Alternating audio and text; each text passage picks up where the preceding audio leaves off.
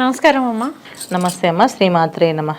అమ్మ, మిథున రాశి వారు వచ్చేసి మరి ఈ రాశి వారు వచ్చేసి మరి ఏ రాశి వారిని వివాహం చేసుకోవాలి అంటారు, మరి ఏ రాశి వారిని వివాహం చేసుకోకూడదు అనేసి అని అంటారు. మరి మరి వీరికి ఎలా ఉంటుంది అంటారు దాంపత్య జీవితం పరంగా? మిథున రాశి అంటే ఏంటంటే బుధుడు ఒక్క తత్వం ఉన్న రాశి. సో మిథున రాశి. సో మిథున రాశి లక్షణం ఏంటంటే, మిథునం అంటే ఏంటంటే ఇద్దరు అమ్మాయి అబ్బాయి బొమ్మలు ఉన్నవి. అంటే ఏంటంటే వీళ్ళకి జీవితం చాలా అందంగా ఆనందంగా ఉంటుందని, ఎవరు వచ్చినా వీళ్ళు మోల్డ్ చూసుకోగలరు వాళ్ళని.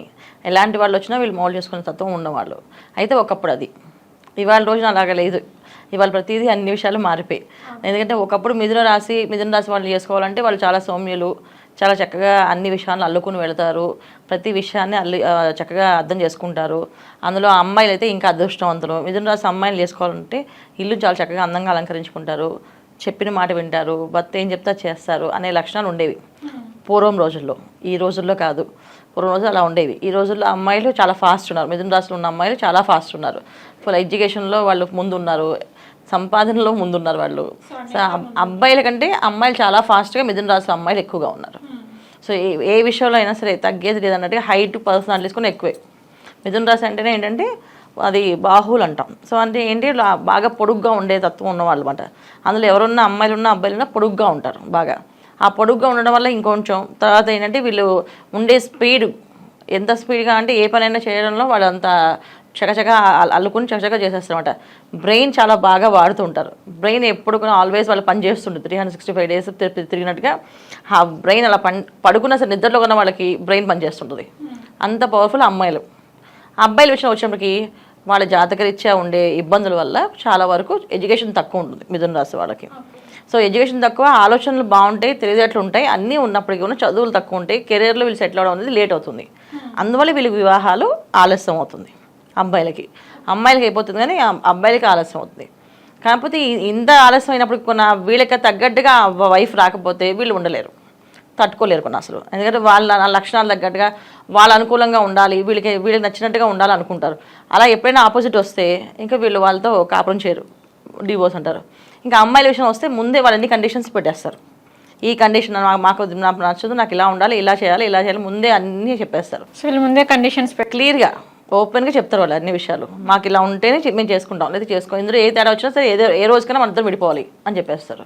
ఇందులో పేరెంట్స్ ప్రేమ ఏమి ఉండదు, వీళ్ళు ఓన్గా మాట్లాడి చేసేస్తారు. వీళ్ళకంటే ఒక క్లారిటీ ఉంటుంది, చాలా క్లారిటీగా ఉంటారు. అందువల్ల ఏంటంటే ఖచ్చితంగా మనం వీళ్ళకి రాశి లక్షణాలు మ్యాచ్ అవ్వకపోతే ఇబ్బంది పడతాం.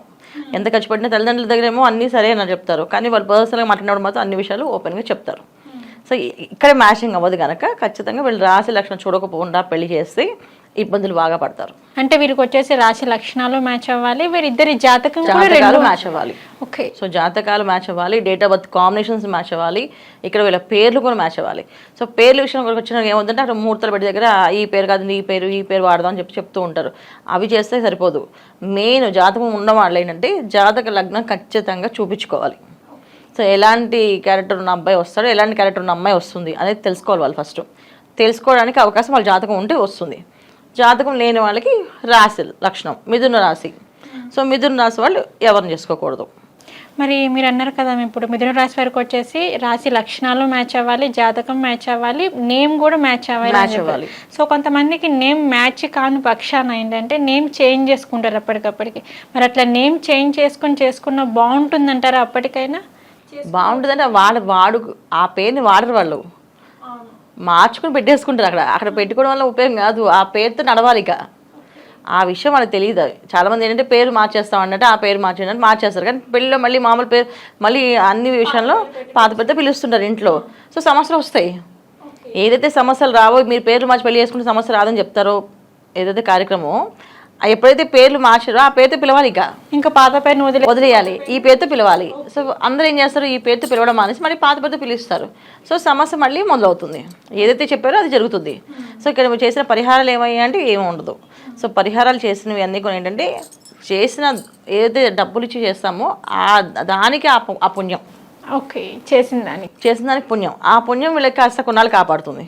కానీ పేర్లు ఉన్న నెంబరు ఇబ్బంది పెట్టేది ఖచ్చితంగా ఇబ్బంది పడుతుంది. అలాగే మిథున రాశి వాళ్ళు ఖచ్చితంగా పర్టికులర్గా ఏంటంటే రాశి లక్షణాలు కంపల్సరీ చూస్ చేసుకోవాలి. వీళ్ళు చేసుకోకూడదు అని అసలు ఏంటంటే వృషభ రాశి వాళ్ళని చేసుకోకూడదు, కర్కాటక రాశి వాళ్ళని చేసుకోకూడదు. సో వృషభ రాశి పడదు, వీళ్ళకి కర్కాటకము పడదు. ఓకే. ఈ 2 రాశులు ఈ 2 రాశులు అస్సలు చేసుకోకూడదు. చేసుకోకుండా ఉండడం చాలా చాలా వీళ్ళకి ఉత్తమం.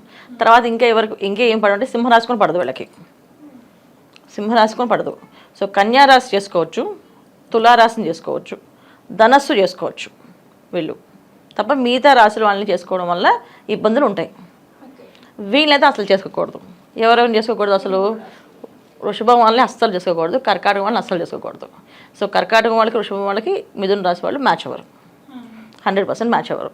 ఎందుకు మ్యాచ్ అవ్వరు అంటే కర్కాటక రాశిలో ఉండే లక్షణాలు ఉన్నాయి, మాట తీరు పద్ధతి విధానం వేరు, మళ్ళీ మిథున రాశిలో ఉండే మాట తీరు పద్ధతి విధానం వేరు.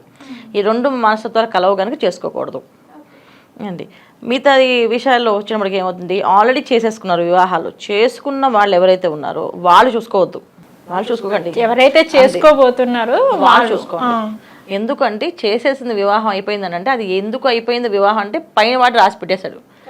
ఎంత మనం చాలామంది అనుకుంటారు మేము పర్టికులర్గా అన్నీ చూపించుకున్నామండి, అన్నీ చేసాము, అయినా సరే మా అమ్మాయి మా అబ్బాయి విడిపోయారు. ఎందుకు విడిపోయారు అంటే అది కర్మలో ఉంది. సో కర్మను తొలగించే భగవంతుడు అయితే కాదు కదా. మనం ఏంటంటే ఒక ప్రికాషన్స్ ముందుగా, ఇప్పుడు జలుబు వస్తే మనం ఈ టాబ్లెట్ వేసుకుని తగ్గుతుంది అని చెప్పేసి వేసుకోవడం తప్ప అది వచ్చింది అనుకుంటా వస్తూనే ఉంటుంది, వచ్చింది ఆగదు. అలాగే ప్రాబ్లమ్స్ వస్తూనే ఉంటాయి. సో చూసి ఆల్రెడీ అయిపోయిన వాళ్ళు ప్రాబ్లం ఉంటే దాని సొల్యూషన్ వెతుక్కోండి, విడిపోవడానికి వెతుక్కోవద్దు.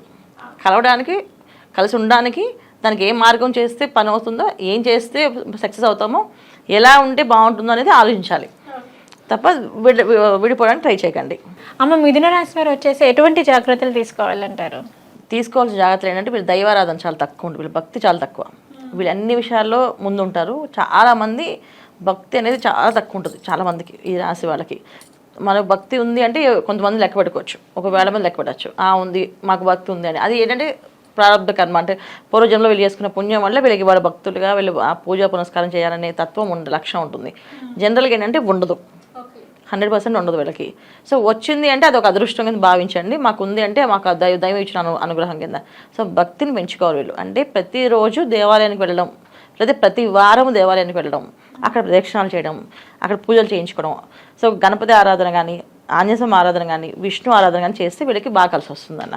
సో ఇవి చేసుకుంటూ వీళ్ళు ముందుకు వెళ్తుంటే చాలా బాగుంటుంది. ఒకవేళ భార్యాభర్తల మధ్య సమస్యలు ఉన్నవాళ్ళు కూడా ఈ దైవారాధన చేయడం వల్ల, దేవాలయాన్ని దర్శించుకోవడం వల్ల వీళ్ళకి ఆ సమస్య కూడా తొలగే అవకాశం ఖచ్చితంగా ఉంటుంది.